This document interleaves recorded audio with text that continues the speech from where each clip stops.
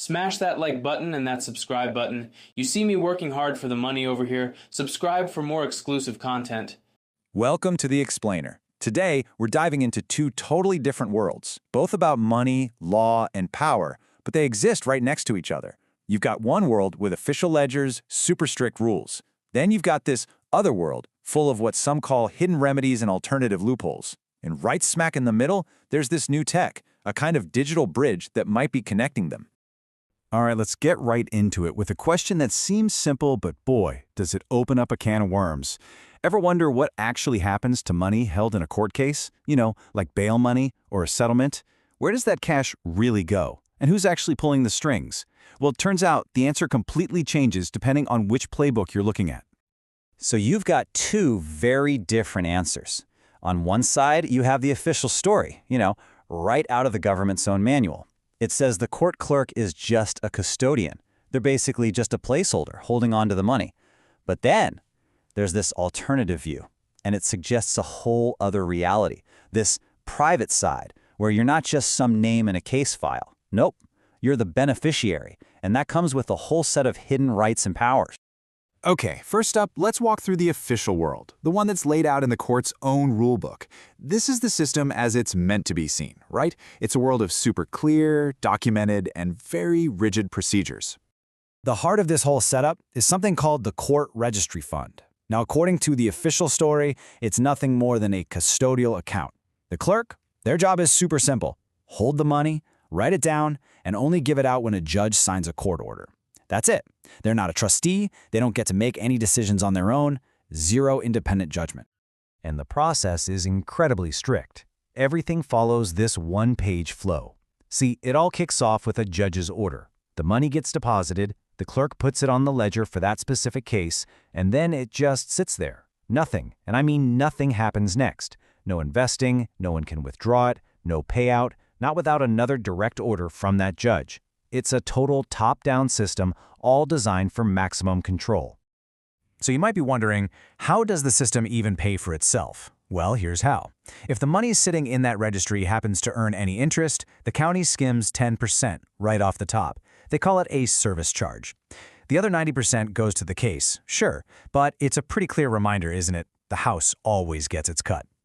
And what happens if the account doesn't earn interest? Oh, don't worry, there's still a fee for that. For any withdrawal from one of those accounts, they charge 5% of the total, but they cap it at $50. So again, another clear, fixed rule for every single transaction. So the big takeaway here is that this official world, this custodian's playbook, is all about absolute clear-cut authority. Every single move is dictated by a court order, everything gets written down on a ledger, and it's all subject to those fees we just talked about. It's basically a completely closed loop of control. Okay, now, let's flip the script completely. We're going to shift gears and look at a totally different perspective. Because according to a lot of alternative sources, there's a whole other set of rules running in parallel. This is the private side of the law, a place where your role and your power are completely different. The thinking here is that the whole public system, with all the rules and fees, is actually set up on purpose to keep you from knowing the truth. The core belief is that there's this private side to everything. To law, to commerce, and on that side, you can operate not as someone who owes something, but as a beneficiary who's actually in control of your own value. Now, a central piece of this puzzle is a concept called tender of assignment of credit. That sounds complicated, I know, but let's break it down. In simple terms, it's the idea that the very asset you think puts you in debt, let's say your house with a mortgage, well, that asset actually has equity. It has credit value. And the theory is you can lawfully use that value to pay off or even cancel the debt itself. And this alternate way of thinking comes with its own unique toolkit of strategies. I mean, people who follow this advocate for some really interesting things. Filing claims against the insurance bonds of public officials.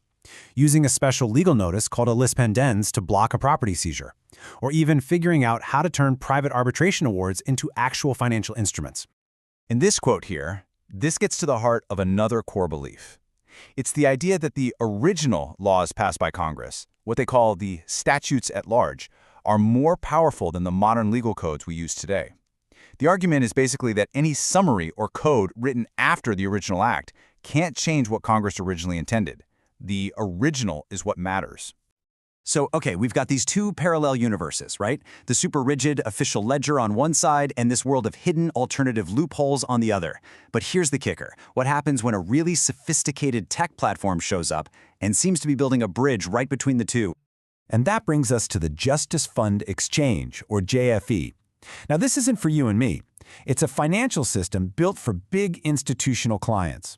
And what's fascinating is that it uses all this very specific high-tech language to describe a system that, well, it formalizes concepts that sound an awful lot like those alternative remedies we were just talking about. Okay, check this out. JFE's big idea is something they call credit mining. They describe it as a process that can take illiquid assets, things like a legal claim or a court judgment that you can't easily spend, and turns them into actual liquid capital. Do you see the echo? This sounds a lot like that core idea from the alternative world, turning a claim into a real, usable financial instrument. What JFE is doing really is translating these traditional legal and financial ideas into its own high-tech blockchain vocabulary. So a structured settlement becomes credit mining, a good old-fashioned notary public seal becomes smart notarization. They're literally building a whole new language for these processes, and it's all backed by some serious tech. And how do they pull this off? With a really powerful tech framework. It's built on stuff like a notary chain protocol, which is just a fancy way of saying they use blockchain to create a super secure, unchangeable record of who authenticated what.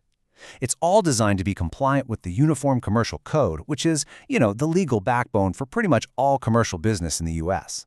And it uses tokenization to turn these messy legal assets into clean, transferable digital collateral. You don't even have to take my word for it. Their own one-line pitch says it all. They call their platform a digital fiduciary ecosystem that brings together court registry rules, that's the official custodian world we talked about, with trustee practice and blockchain automation. They are flat out saying they're merging these two worlds. Which brings us to a final, pretty provocative question. For years, the official ledger and the alternative loophole have basically existed in two separate universes. But now, with technology like this building a digital bridge between them, what are we really looking at? Are these two systems finally going to merge into one? Or are we just watching a slow-motion collision? Now that is something to think about.